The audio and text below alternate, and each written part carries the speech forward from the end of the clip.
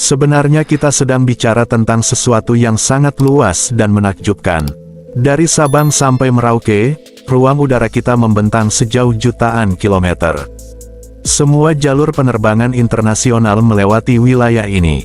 Tapi pertanyaan besarnya adalah, apakah kita benar-benar siap menjaga ruang udara tersebut dari ancaman yang semakin kompleks?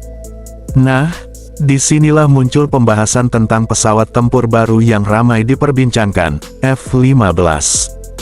Banyak yang menyebut jet ini sebagai salah satu pesawat tempur paling mematikan yang pernah dibuat Amerika Serikat. Dan kabarnya, Indonesia sudah sepakat untuk membelinya. Tapi jangan buru-buru senang dulu, karena kisah ini jauh lebih dalam dari sekadar beli pesawat, langsung kuat. Mari kita bahas pelan-pelan. Kalau kita lihat kekuatan udara TNI AU saat ini, kondisinya masih campuran. Kita punya F-16, sebagian besar hasil hibah dan sudah di-upgrade, tapi tetap saja usianya tidak muda lagi. Lalu ada Sukhoi Su-27 dan Su-30 dari Rusia, keren, besar, dan bertenaga, tapi punya masalah besar, suku cadang dan perawatan, apalagi setelah adanya embargo. Belum lagi Hawk 200 yang sudah berumur puluhan tahun. Jadi bisa dibilang, armada kita masih jauh dari ideal untuk menghadapi ancaman modern.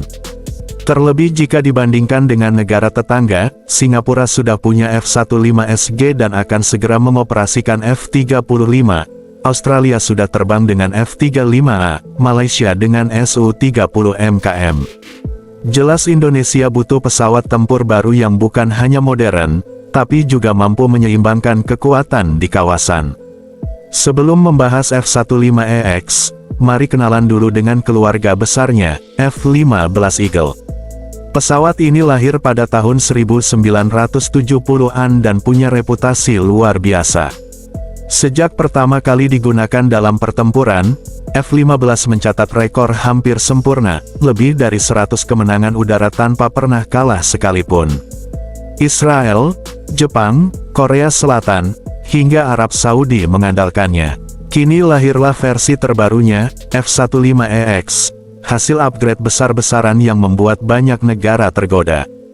Pesawat ini tetap mempertahankan kekuatan klasiknya, tapi dilengkapi avionik generasi terbaru, radar AESA, sistem peperangan elektronik canggih, serta kemampuan membawa senjata yang luar biasa besar.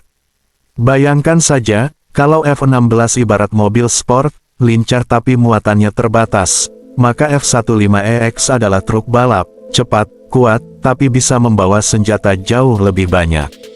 Pesawat ini bisa membawa hingga 22 rudal sekaligus atau kombinasi bom pintar dan rudal jarak jauh.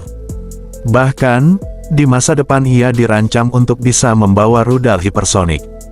Mesinnya menggunakan dua General Electric F-110, yang membuatnya mampu melesat hingga Mach 2,5, lebih dari 2 kali kecepatan suara. Jangkauan tempurnya juga jauh lebih luas dibandingkan F-16.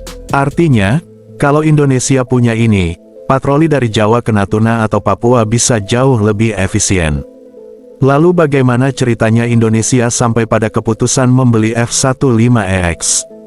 Tahun 2023, Menteri Pertahanan menandatangani MOU di St. Louis, Amerika Serikat. MOU ini disetujui oleh pemerintah AS untuk 24 unit F-15EX yang nantinya akan diberi kode F-15IDN. Tapi ingat, MOU ini baru langkah awal. Sama seperti memberi uang tanda jadi saat beli mobil, mobilnya belum bisa langsung dibawa pulang. Masih ada kontrak final, proses produksi, dan pembiayaan yang harus diselesaikan. Nah, disinilah banyak orang salah paham. Banyak yang mengira pesawatnya sudah siap terbang ke Indonesia, padahal faktanya belum. Kenapa lama? Pertama, proses persetujuan ekspor dari AS tidak singkat. Kedua, antrian produksi Boeing panjang karena banyak negara lain juga memesan. Ketiga, Indonesia masih bernegosiasi soal harga, pembiayaan, dan program offset industri, yakni seberapa besar keterlibatan industri pertahanan dalam negeri. Jadi, kalau ada berita pesawatnya sudah datang, itu perlu diluruskan. Target pengiriman mungkin disebut mulai 2025, tapi semua tergantung hasil finalisasi kontrak. Hal lain yang jarang dibahas adalah biaya operasional. F-15EX memang hebat, tapi biaya terbang per jamnya bisa mencapai puluhan ribu dolar, jauh lebih mahal dari F-16. Artinya, memiliki pesawat canggih bukan hanya soal membelinya, tapi juga soal mampu atau tidak merawatnya. Pilot harus dilatih, teknisi disiapkan, infrastruktur dibangun, kalau tidak, pesawat canggih itu hanya akan jadi pajangan di hanggar. Selain aspek teknis, pembelian ini juga punya dimensi politik.